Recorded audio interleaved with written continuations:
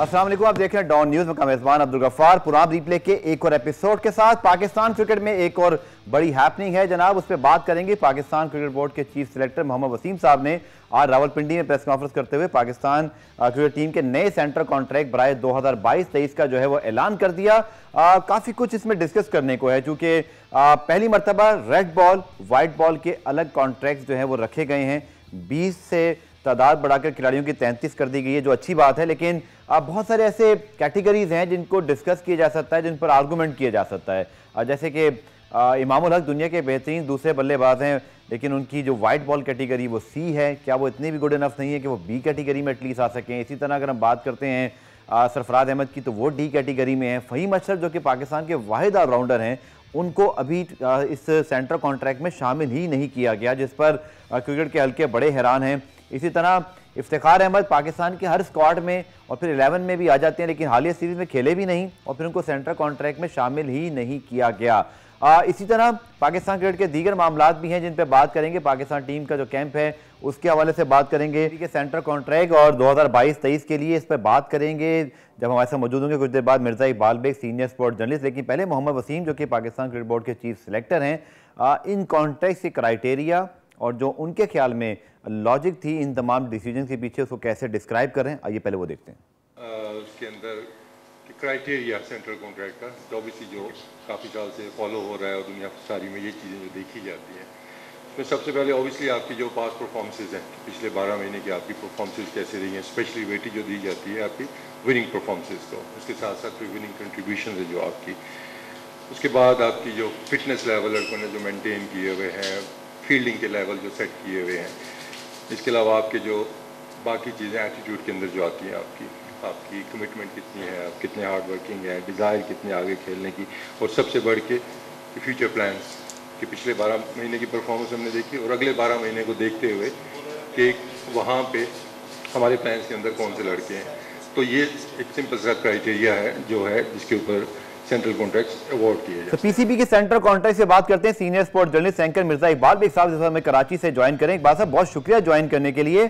लगता है ये सर कि इस महंगाई के दौर में पाकिस्तान क्रिकेट बोर्ड ने खिलाड़ियों के लिए दिल को बहुत बड़ा नहीं किया। इमामुल हक दुनिया के बेहतरीन दूसरे बल्लेबाज हैं, वो सी कैटेगरी में हैं।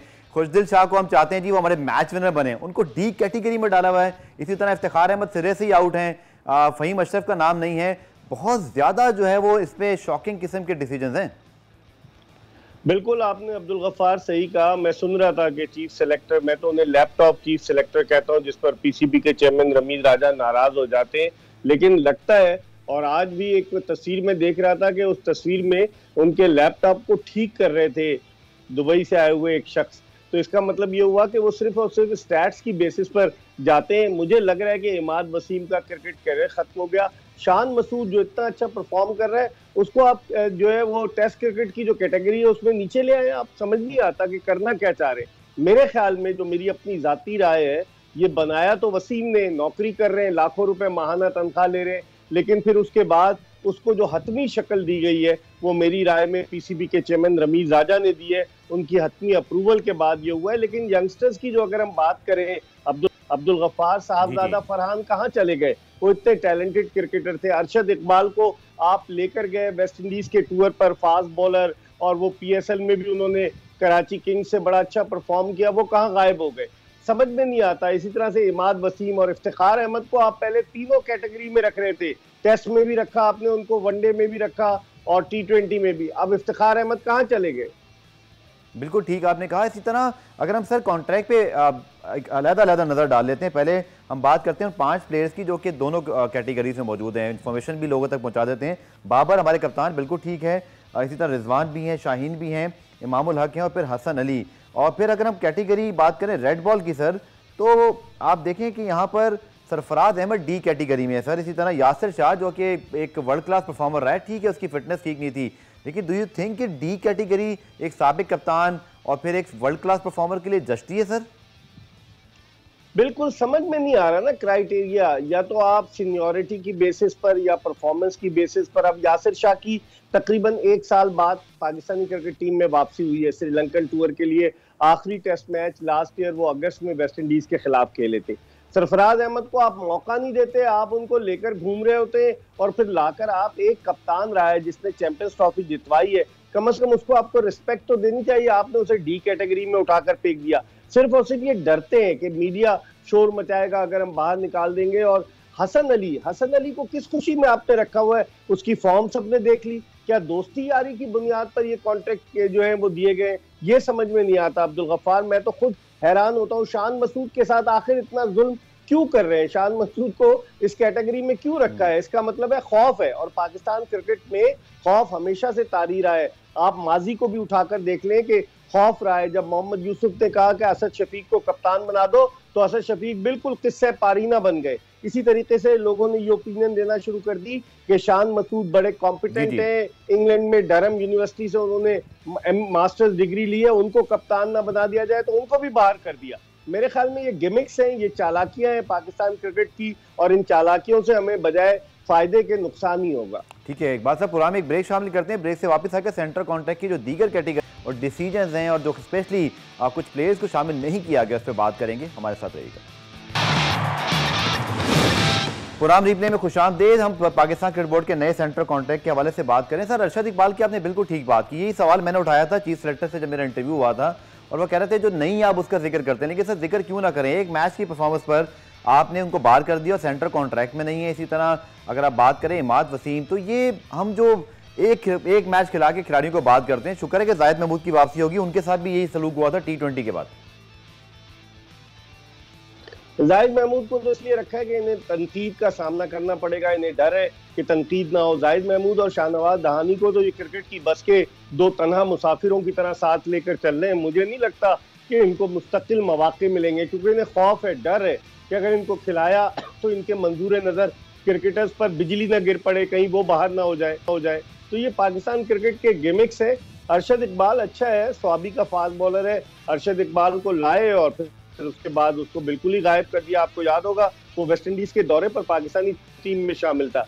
इसी तरीके से इमाद वसीम की जो आपने बात की, मैं जो बात कर रहा था आपसे कि कप्तानी का डर है यहाँ पर, कोई यानी कि कोई और कप्तान ना बन जाए, खौफ ये। इमाद वसीम माजी में वाइस कैप्टन रहे, कप्तानी भी एक आध मैच में उन्होंने की है, लेकिन खौफ है, डर है। किस बात की सजा दे रहे हैं? कोई आप रीजन तो बताएं ना कि इमाद वसीम को क्यों बाहर किया है। अब से कुछ दिन पहले आपने देखा होगा कि अहमद शहजाद भी फट पड़े, और फिर डोमेस्टिक सीजन में जो लड़के परफॉर्म करते हैं, आप मुझे बताएं क्या कामरान गुलाम का नाम इन्होंने रखा है? अब्दुल गफ्फार के नहीं रखा किसी कैटेगरी में। बिल्कुल सर, अहमद शहजाद के बारे में बात करूंगा, चूंकि उनका मसला जो है वो एक और मसले से भी अटैच। उन्होंने कहा कि वो रिपोर्ट पब्लिक की जाए जिसकी बुनियाद पर मुझे इतना जो है वो नुकसान उठाना पड़ा। दूसरा सर, अगर आप देखें, मैं खुद स्टैट्स देख रहा था, इतनी बुरी परफॉर्मेंसेज उनकी नहीं है कि एटलीस्ट आप उनको कैंप में भी ना बुलाएं और पहले 60 क्रिकेटर्स में शामिल ना हो। हमारे यहाँ चढ़ते सूरज के पुजारी सब हैं, क्रिकेट बोर्ड भी और सिलेक्टर्स भी। जब कोई अच्छा परफॉर्म करो, जैसी किसी की फॉर्म जाती है, कोई मसला होता है, फिर हम उसको बिल्कुल डिस्कार्ड करते हैं। और फिर वो ऐसी बात कर रहे थे कि एक मेंटल किस्म का इशू हो जाता है भाई कि हम क्रिकेटर्स हैं, हमें मौका नहीं मिल रहा। तो अहमद शहजाद के केस पे क्या कहेंगे आप? देखिए, अहमद शहजाद के साथ ज्यादती है, सीनियर प्लेयर था, उसको कैंप में भी नहीं बुलाया गया। जिस तरीके से सोहेब मकसूद या एक दो और प्लेयर्स, हारिस सुहेल को भी आप देखें ना, नजरअंदाज किया हुआ है इन्होंने। अगर उनसे क्या जुर्म खता हो गया, किसको कत्ल कर दिया उन्होंने, कि इनको आप रख ही नहीं रहे टीम में। अहमद शहजाद के बारे में फिर यही खदशा होता है कि कल को वो अगर अच्छा परफॉर्म कर दे तो कहीं वो आगे जाकर वाइस कैप्टन भी ना बन जाए या आगे ना चला जाए, इमामुल हक की जगह ना चली जाए। हालांकि इमामुल हक बहुत एक्स्ट्राऑर्डिनरी परफॉर्म कर रहे। इन सबको खौफ है अपनी नशिस्तों के छिन जाने का। शायद यही रीजन है, आप देखें कि जाहिद महमूद को नहीं खिलाया इन्होंने वेस्ट इंडीज के खिलाफ, क्योंकि उन्हें डर था कि अगर जाहिद महमूद खेला उस टीम के खिलाफ जो लेग स्पिन को कमजोर है उसको जो है वो आउट कर जाएगा। फिर साजिद खान कहाँ चला गया? आपने उसको 7 टेस्ट मैचेस खिलाए हैं साजिद खान को। और अब आप देखें अब्दुल गफ्फार, जो ऑस्ट्रेलिया और श्रीलंका का टेस्ट मैच हो रहा है, बारिश की वजह से वो मुतासिर हुआ है, लेकिन काफी लेफ्ट हैंडेड बैट्समैन है श्रीलंकन टीम में, तो ऑफ स्पिनर की जरूरत पड़ती है। अब आप सलमान अली आगा, जो कि बैटिंग ऑलराउंडर है, जो कि बैट्समैन पहले है बाद में वो बॉलर है, आप उसको खिलाएंगे जिसका इतना तजुर्बा नहीं है। अगर आप उसकी परफॉर्मेंस उठा के देखें तो बैटिंग के शोबे में उसने एक्स्ट्राऑर्डिनरी परफॉर्म किया है। समझ में नहीं आता, चीफ सेलेक्टर इंग्लिश बोलते हैं, बड़ा वो तासुरात का इजहार करते हैं। आपको पता है वो डच नेशनल भी है, डच टीम की जानिब से भी वो खेले हैं और टेलीविजन पर भी आते रहे। इंसाफ तो करें ना, ये सारी उम्र उन्होंने चीफ सेलेक्टर नहीं रहना, लेकिन अगर वो इंसाफ नहीं करेंगे तो उनका नाम भी तारीख में उन्हीं चीफ सेलेक्टर्स की फहरिस्त में लिखा जाएगा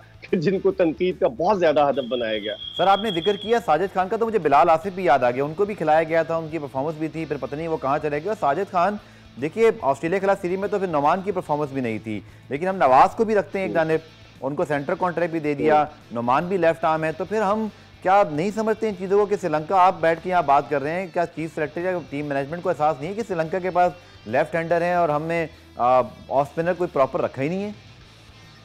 उनको अगर ये एहसास होता तो फिर वो ये क्यों करते? बिलाल आसिफ की आपने बात की अब्दुल गफ्फार, बिलाल आसिफ जो थे इस साल के अवाइल में वो बांग्लादेश के दौरे के लिए उन्हें सेलेक्ट कर लिया गया था, आपको याद होगा, T20 वर्ल्ड कप के बाद, और वो उनको बगैर खिलाए वापस ले आए। उनका डेब्यू में उन्होंने 5 विकेटें ली मुत्तहिदा अरब अमारात में। आप या तो खिलाएं नहीं, खिलाते हैं लेकर आते हैं, तो फिर उसको किस लिए लेकर आते हैं समझ में नहीं आ रहा। कोई ऑफ स्पिनर डेवलप नहीं कर रही है। साजिद खान के ऊपर एतराज हुआ, उन्होंने बांग्लादेश में टेस्ट में बड़े आउट किए, लेकिन ऑस्ट्रेलिया के खिलाफ फेलियर था। तो मेरे ख्याल में ये तजुर्बे करते हैं, इन और आउट, इन और आउट। आप देखें शोएब मकसूद कहाँ चले गए, हारिस सोहेल को कहते हैं कि उसको अताब का शिकार है, वो किस वजह से, अहमद शहजाद अताब का शिकार है। फिर फहीम अशरफ को तो वो नंबर 1 ऑलराउंडर कह रहे थे पाकिस्तान का, वो कहाँ चला गया? हसन अली को क्यों रख रहे हैं कि हसन अली की दोस्ती बड़ी पक्की है कप्तान के साथ? ये समझ में नहीं आता इनका क्राइटेरिया, मेरी तो समझ से बाहर है। अगर आप कुछ समझ सकते हैं तो आप ही रोशनी डालें इस पे। सर मैं समझ सकता तो मैं अभी बहुत सारे आपसे सवाल ना कर रहा होता। एक सवाल और मेरे ध्यान में आया है इकबाल भाई कि ये अब सिलेक्शन कमेटी के तरीकेकार पे बात कर लेते हैं, जो कि ये वसीम खान साहब के दौर में हुआ था कि आपके 6 कोचेज, लेकिन अब रमीज राजा साहब ने खुली तौर पे कह दिया कि मैं 3 फॉरेन कोचेज लेके आऊंगा। उन्होंने आदम एतमाद कर दिया कि हमारे कोचेज ठीक काम नहीं करते। तो ये सिलेक्शन कमेटी सर कोचेज की फीडबैक पर चलती थी, तो इस पर किसका इनपुट है? ये किसकी जो है वो सिफारिशात पे टीम बनी है? सिलेक्शन कमेटी का जो कॉरम है वो क्या है? देखिए सिलेक्शन कमेटी सिर्फ तनख्वाह लेने के लिए जो कोचेज हैं, और उनको खुद अपनी नौकरियों के लाले पड़े हुए हैं। आपने देखा होगा कि अभी हाल ही में बासित अली और फैसल इकबाल को इन्होंने फारिग किया।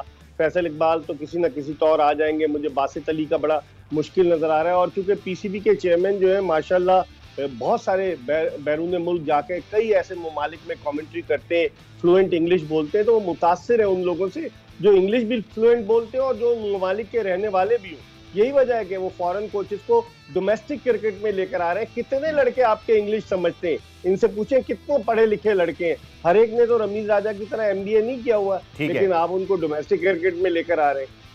ठीक है, पुराने ब्रेक शामिल करते हैं। ब्रेक से वापस आकर मजीद सेंटर कॉन्ट्रैक्ट के हवाले से, और फिर साहब ने कल मुलाकातें भी की हैं कुछ साबिक क्रिकेटर से, उनकी मसरूफियात पर बात करेंगे। इकबाल ब्रेक साहब से हमारे साथ रहिएगा।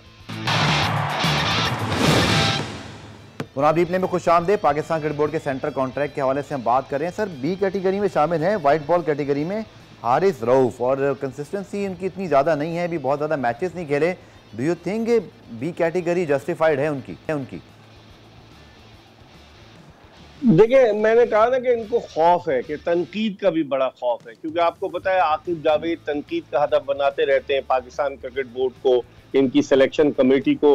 तो गालिबन इस वजह से उन्होंने हारिस रऊफ को रखा है, और फिर एक ग्रुप बन गया है। हारिस रऊफ जो है, जो मंजूर नजर लोग होते हैं जिनमें के दोस्तियां यारियां हैं, वो उस ग्रुप में शामिल हो चुके हैं हारिस रऊफ, जिसमें बाबर आजम है, हसन अली है, मोहम्मद रिजवान है, ये सारा ये ग्रुप है पूरा।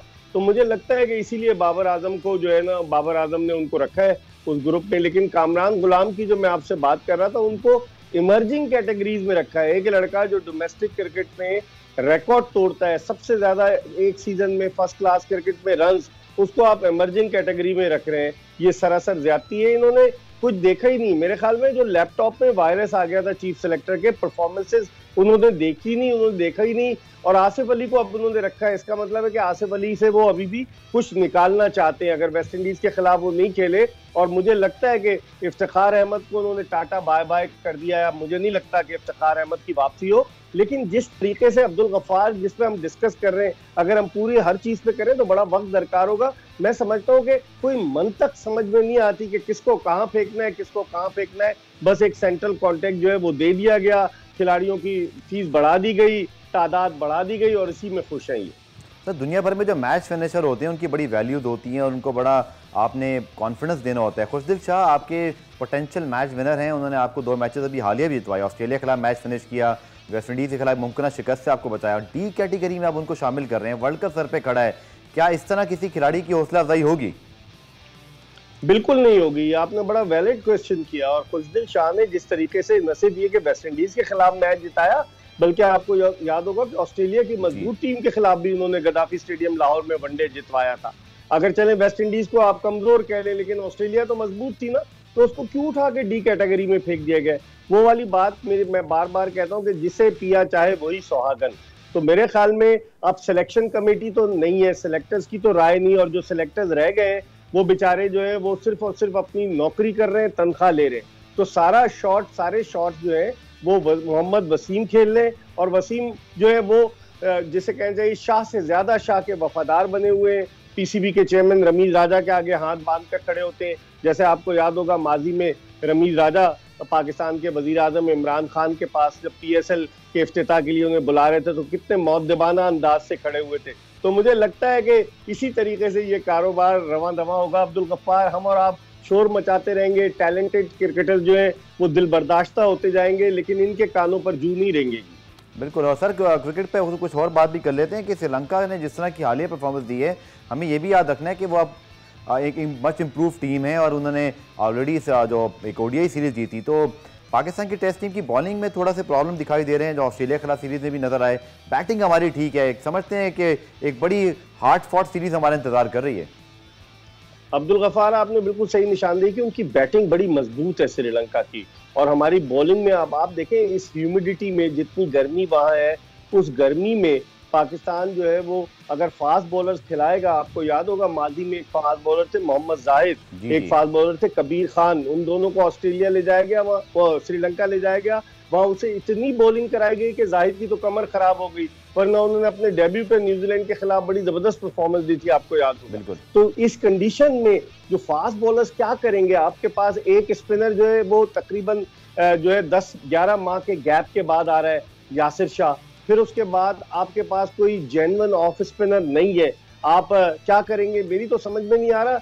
वहां के लिए भी टीम सेलेक्ट करते हुए मुझे लग रहा है कि अब मोहम्मद वसीम जो है वो अब सिर्फ और सिर्फ नौकरी कर रहे हैं, क्योंकि उन्हें अंदाजा है, पहले हम लोग कहते थे ना जब उन पे बहुत क्रिटिसिज्म हुआ कि वो टीम का ऐलान जो एक वीडियो में कर देते हैं, तो आज उन्होंने कुछ तरह हिम्मत पकड़ी और बहादुर बनकर वो मोर्चे से बाहर निकले और वो गोलों का। सर मैं ब्रेक पे जा रहा हूं, लेकिन इस बात के साथ कि लास्ट लाहौर की प्रेस कॉन्फ्रेंस मीडिया ने रमीज राजा साहब को ये पॉइंट याद दिलाया था, तो उन्होंने कहा था बिल्कुल होनी चाहिए। तो चलिए एक ये अमल दरामद हो गया। आखिरी ब्रेक लेते हैं पुरान में, और जब वापस आएंगे तो फिर पाकिस्तान हॉकी लीग बिलाखिर उसकी लॉन्चिंग के वाले से एक प्रेस कॉन्फ्रेंस अब से कुछ देर पहले हुई है। क्या ये हो पाएगी लीग? पाकिस्तान हॉकी का क्या फ्यूचर है? इकबाल साहब से बात करेंगे शॉर्ट कमर्शियल ब्रेक के बाद। पुराम रिप्ले में खुशामदीद। पुराम के आखिरी सेगमेंट में बात करते हैं। कुछ देर पहले इकबाल साहब लॉन्चिंग हुई है, बल्कि अनाउंसमेंट हुई है पाकिस्तान हॉकी लीग की, और ये बड़ा मच वेटेड था।